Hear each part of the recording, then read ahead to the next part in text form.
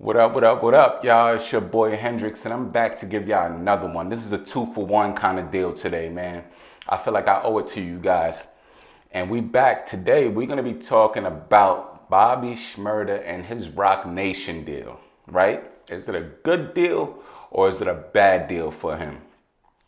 But before we get started, I want you guys to smash that like button, hit that subscribe button, hit that notification bell so you know when I'm dropping new content and you stay in the loop with your boy, right?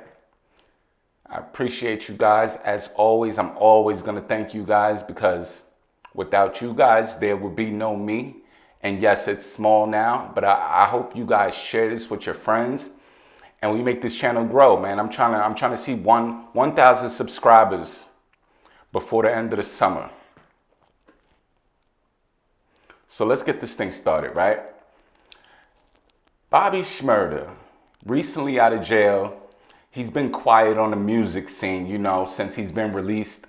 And everybody's waiting for new music, yeah, you got out.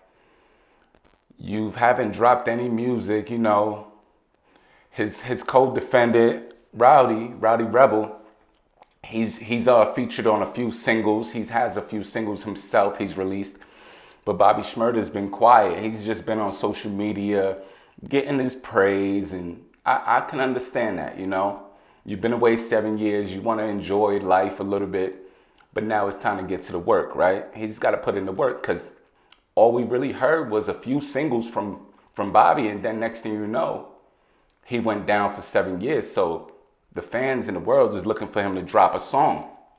But it might have been some madness behind his quietness because he recently signed a deal with Roc Nation, right? Now, my thing is this. Is this a bad thing for him? Because a lot of people don't know, but he's big on no snitching, right? But at the same time, the same deal could either uplift him or seal his fate. Because if he decides to keep that street route, he must remember one of the most important people in position of that company, who is the CEO, is Desiree Perez. Now, a lot of people may not know who Desiree Perez is, but she was a government informant who snitched on a huge organization that was distributing narcotics. This is about 25 years ago. Yes, this is true. But I'm going to give y'all a little rundown on what happened. Back in 94, she was caught with 35 kilos that she was going to flip. She turned government informant. Wind up getting multiple people federally indicted. Right? Meanwhile, she was given a sentence of 5 years probation. She violated that probation and served 9 months in prison in 1999. Now, Desiree Perez is married to Jay-Z's longtime friend, Juan Perez. When she turned state's evidence, she got a major South Florida smuggling family that was using a seafood distribution company to smuggle drugs for 10 plus years. And they're responsible for over 50 tons of cocaine being trafficked, right? So if Bobby is a street dude, why would you want to be close with someone that was a snitch? They all talk about 6ix9ine snitching, this, that, and the third. But if we take a look at some of these people in the Roc Nation lineup, I'm going to name a few of them. Jay-Z, Meek Mill, Meg Thee Stallion, Casanova, J. Cole, Lil Uzi, Rihanna, DJ Khaled, Yo Gotti, Big Sean, Benny the Butcher, and Jim Jones, to name a few. Now, Jim Jones, I've heard a lot of stories about him, that he was a rat. I've heard stories that Casanova was a rat, and he's gonna tell on this RICO case that he's got going on. But yet, they all are under the biggest rat of them all, Desiree Perez. So if We got Bobby Shmurda, who's with the no snitching policy.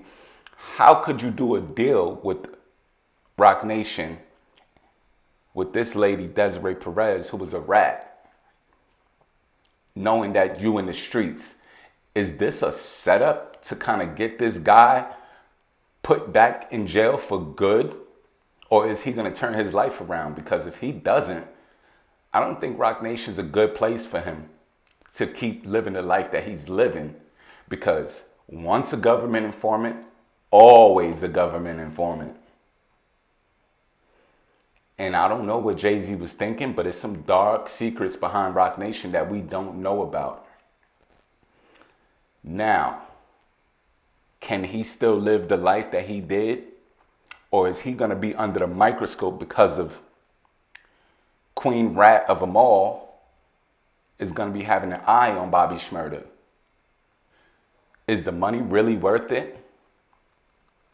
I want to know what you guys think, because this is a sketchy, sticky situation. What a coincidence. Casanova's in a RICO case. He signed his Roc Nation deal, thought he was untouchable. Now he's facing a RICO charge. Jim Jones was brought up in the 6ix9ine case for some serious deal where he's basically tried to get 6ix9ine off and nothing was done to him. I'm starting to think Jim Jones is a confidential informant. You know, like, what's really going on behind the scenes that we don't know about? Listen, I want you guys to tell me, do y'all think Bobby Shmurda just sealed his own fate? Or is he going to turn his life around and just focus on music and leave the streets alone? Let me know what you guys think in the comments. I gave you guys a 2-for-1 today because I love you. And until the next time, I'm going to see y'all on the next one.